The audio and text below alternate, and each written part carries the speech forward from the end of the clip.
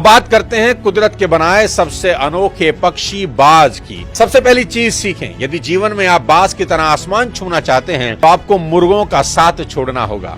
एक शानदार कहानी से समझते हैं। मुर्गी पालने वाले को एक रोज बाज का एक अंडा मिला और उसने इसे मुर्गियों के दड़बे में रख दिया। समय बीतने पर बाज का बच्चा भी मुर्गी के बच्चों के साथ पलने लगा और खुद को इन्हीं की तरह मुर्गा समझने लगा।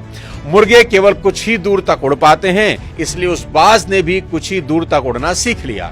एक दिन उस बाज ने आसमान में एक बड़े पक्षी को उड़ता हुआ देखा। बड़ा इंप्रेस हुआ। उसने आसपास की मुर्गियों से पूछा, वह कौन है? तो मुर्गियों ने जवाब दिया, वह बाज है, पक्षियों का राजा है, आसमान में रहता है, हम तो जमीन पर रहते हैं क्योंकि हम तो बस मुर्गे हैं। उनकी बात सुनकर वह बाज पूरी जिंदगी मुर्गे की तरह जिया और मुर्गे की तरह ही मर गया, क्योंकि जीवन भर वह खुद को मुर्गा ही समझता रहा। साथियों, ये कहानी बहुत ऑर्डिनरी है, लेकिन इसमें गहरी सीख है।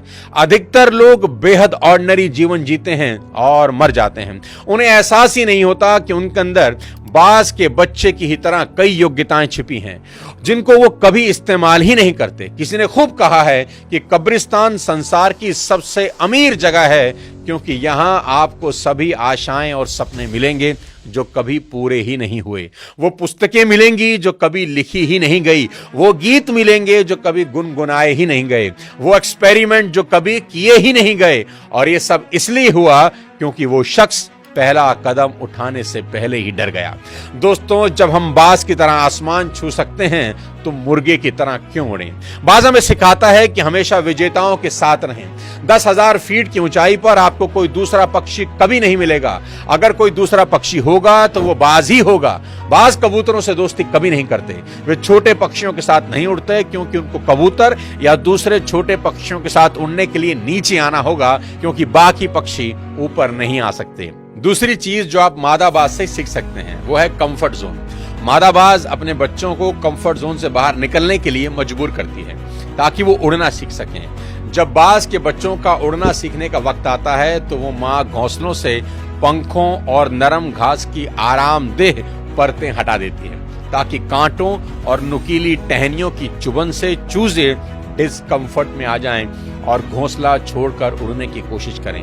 अगर चूजे फिर भी घोंसला नहीं छोड़ते तो माँ उन्हें घोंसलों से नीचे गिरा देती है और ऐसा बार बार करती है ताकि वो उड़ना सीख जाएं।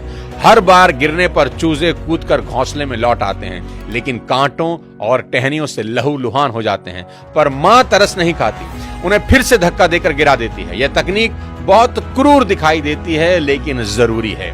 अगर माँ ऐसा ना करे तो बच्चे कभी उड़ना नहीं सीख पाएंगे और दूसरे जानवर उन्हें अपना शिकार बना लेंगे। इसी कठोर ट्रेनिंग की वजह से चूजे एक दिन उड़ना सीख लेते हैं। बाज सिखाता है कि अगर ऊंचा उड़ना है तो इंसान को भी अपने कंफर्ट जोन से बाहर आना ही होगा। और दिल दहला देने वाली चीज जो बाज हमको सिखा देता है वो ये कि बाज जब बूढ़ा हो जाता है तो उसके नाखून, उसकी चोंच कमजोर हो जाते हैं। उसके पंखों में इतनी ताकत नहीं होती कि वो उस ऊंचाई पर उड़ सकें जिस ऊंचाई का वो आदी था। ऐसे वक्त में कोई भी नियति को स्वीकार करके मरने का इंतजार करता, पर बाज ऐसा नहीं करते। बाज नियति को स्वीकार करने के बजाय नियति को बदलने के लिए ऊंचे पहाड़ों में चले जाते हैं और अपनी टूटी हुई चोंच से एक एक करके अपने सारे पंख नोचकर तब तक फेंकता है जब तक उसके बदन से आखिरी कमजोर पंख न निकल जाए। फिर वो अपने नाखून और चोंच को पत्थर से मार मार कर तोड़ देता है। बूढ़ा बाज अब बिना पंख के, बिना चोंच और नाखून के लहूलुहान और कमजोर हालत में पहाड़ के किसी कोने में छिप जाता है और वक्त गुजरने का इंतजार करता है। धीरे धीरे बाज के बदन पर नए पंख आते हैं। उसकी चोंच और नाखून पहले से ज्यादा नुकीले और पैने होकर दोबारा उगते हैं और फिर बाज वापस उसी ऊंचाई पर उड़ता है जिससे नीचे उड़ना उसे कभी गवारा नहीं था। जिंदगी में ऊंचा उड़ने की ख्वाहिश रखने वाले भी अक्सर सोचते हैं कि हम कमजोर हैं, हमारे पास ताकत कम है, हमें लगता है सब खत्म हो चुका है। पर यही वक्त होता है जब हम अपनी आदतें, अपनी कमजोरियां नोच कर फेंक दें, अपने नाखून और अपनी चोंच यानी कि हुनर और ज्ञान को पैना करें और खुद को एक तकलीफ दे प्रोसेस से गुजार कर एक नया मजबूत इंसान बना दें।